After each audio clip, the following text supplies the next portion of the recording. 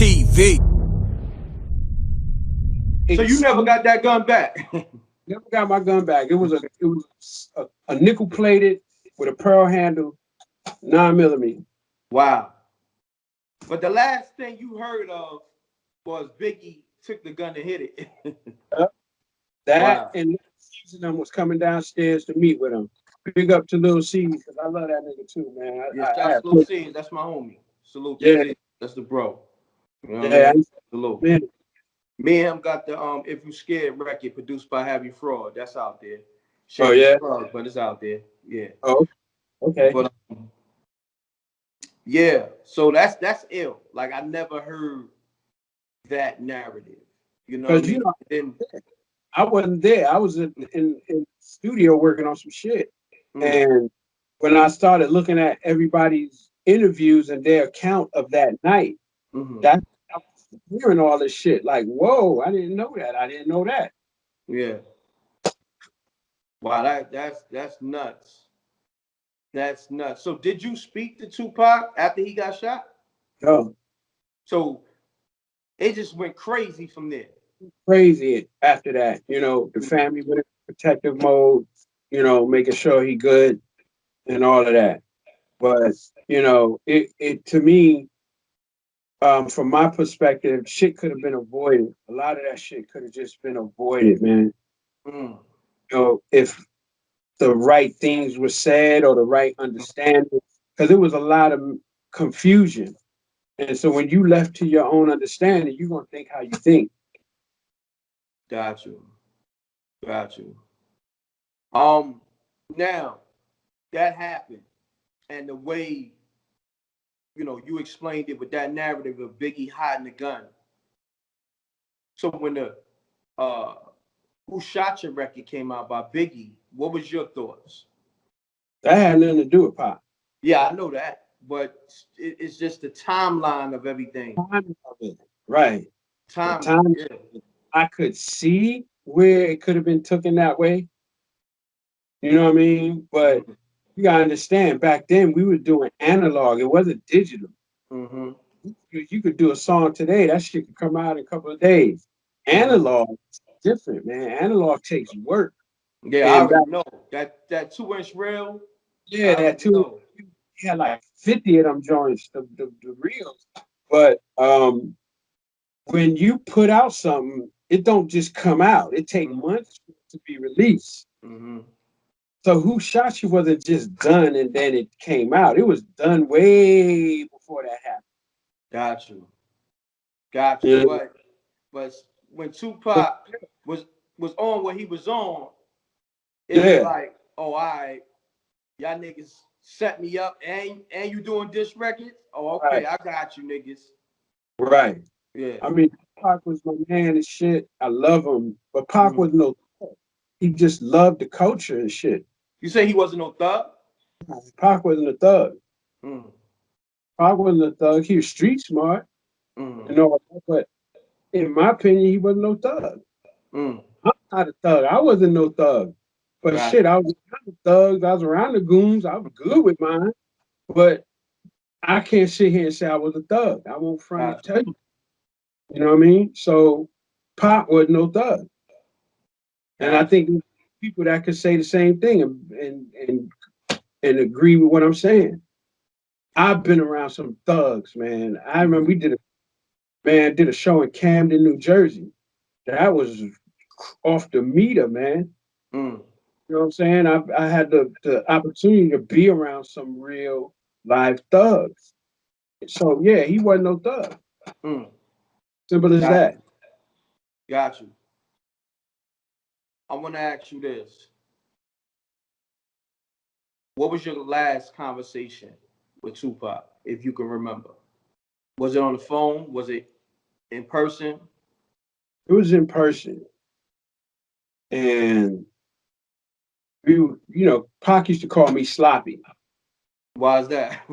Because in my room, I had a lot of vinyl and a lot of music equipment all over the place. You know, my didn't look like a bedroom. It just looked like just chaos. And he said, one thing about your music, man, your shit make me think. you know. And I remember those conversations with him because every time he used to come, my mom used to let him in and he'd come running up the stairs. And I mean, he used to do some shit that used to get on my nerves. Like it'll be straight wintertime and it's like 12 degrees outside. And he'll open my windows slowly all the way up.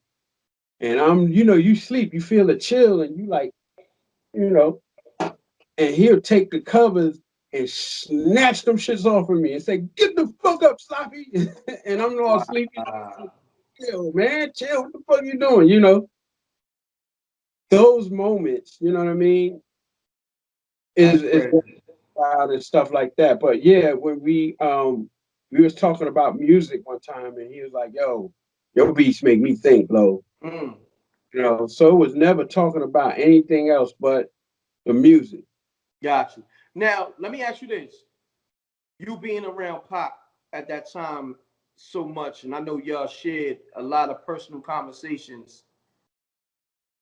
Who did Pac listen to or was influenced by? What artists that he really fucked with like that people may not know of? You know what? It wasn't even so much that, because I never heard him talk about other artists. Pac would listen to everything. And I think what he would do, in my opinion, he would see how they mastered their craft on that platform. Gotcha. What really inspired him was reading. Because if you was to go in his bathroom with books and magazines everywhere, wow, you couldn't even use his bathroom. You couldn't even use his bathroom. Dang. He had all these books. You saw the Machiavelli book in there. You seen all of that stuff. Different Newsweek magazines, all different types of magazines. Because, back then the magazines was the shit. You read all kind of magazines. This one on the cover, that one on the cover. So I think he had so much, he was always in tune with what was going on. Gotcha. So Pac, I remember Pac said something. Matter of fact, one of the last conversations, he was like, "Yo, watch. Remember I said this." He said, "Watch niggas is going to start rapping to the bitches."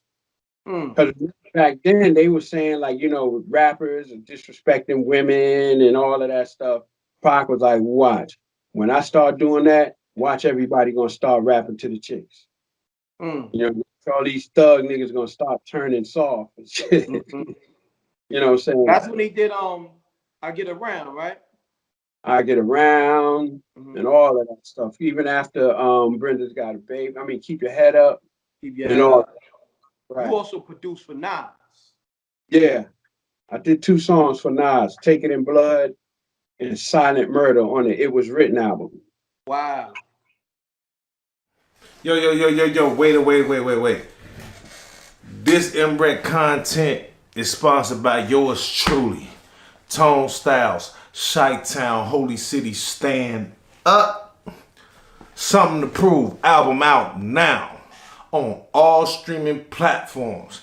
And like the big homie M.Reck say, double deuces and bubble gooses. I'm gone. No, you're the plug and such. You a joke's bound to happen if you slipping or you lacking. I'm gripping on the matching, ready for the action. Shots to make you break dance and have you do a backspin. I got more kicks than karate flicks. My whole team pushing Maserati whips. You on IG liking thotty pics. Shorty pocket broke, but her body fixed. Peace, world. To promote your music or promote your business by placing an ad on MRecktv, contact MRecktv promo, MRecktv promo @gmail.com. Peace. Oh yeah, subscribe to MRecktv, youtube.com/MRecktv. I'm gone.